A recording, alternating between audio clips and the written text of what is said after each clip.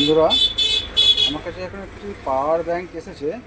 যে পাওয়ার ব্যাংকটাকে রিপেয়ার করতে হবে। এই পাওয়ার ব্যাংকটার সেল একটু ড্যামেজ আছে, আমি সেলগুলোকে চেঞ্জ করব।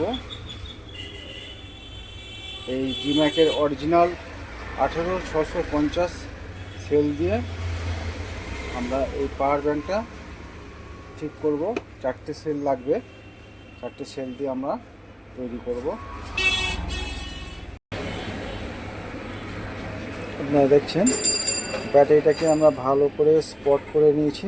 4টে ব্যাটারি ভালো করে স্পট করে নিয়েছি এবং এটাকে আমরা এখন একটু গ্লু লাগিয়ে দেবো। গ্লু লাগিয়ে দেওয়ার কারণ হচ্ছে যাতে না ব্যাটারিটা একদম নড়াচড়া করতে পারে এবং কানেকশানসে ডিস্টার্ব হবে না।